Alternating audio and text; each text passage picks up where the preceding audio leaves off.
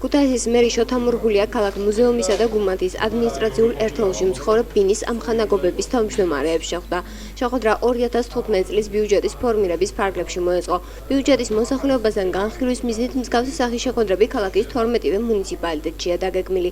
მოსახლეობაში ასევე ტარდება ანკეტური გამოკითხვა, რის მეშვეობითაც ქალაქის მაცხოვრებლებს საშუალება ეძლევათ ანკეტაში მოცემული პროექტების ჩამონათვალიდან მათთვის პრიორიტეტულზე გაამახვილონ ყურადღება. შევახსენებთ, რომ ბიუჯეტის პროექტის პირველადი ვარიანტი შედგენა 15 ნოემბრამდე უნდა მოხდეს. პერმანენტულად მიმდინარეობს შეხვედრები ბიუჯეტის პროექტთან დაკავშირებით. 15 ნოემბერი არის თარიღი, რომელზეც საკრებულოში უნდა იყოს ბიუჯეტის პირველი ვარიანტი წარდგენილი.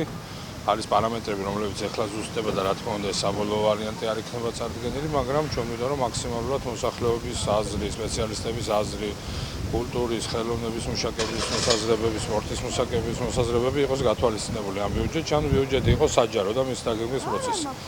შესაბამისად, ჩვენ ყველა მუნიციპალიტეტის მიხედვით ვატარებთ ამ შეხვედრებს, აქ არის რა თქმა უნდა მსგავსი ტიპის პრობლემები, ნაწილი მათ პრობლემებისა იქნება მოგვარება, იქნება გათვალისწინებული ბიუჯეტში, ნაწილი რეგიონებში განსახორციელებელი პროექტების ფონდში იქნება მოთხოვილი, ანუ ეს დაახლოებით იანვარის პერიოდია, მაგრამ კარგი არის რომ მოსახლეობა ძალიან აქტიურად ერთვება.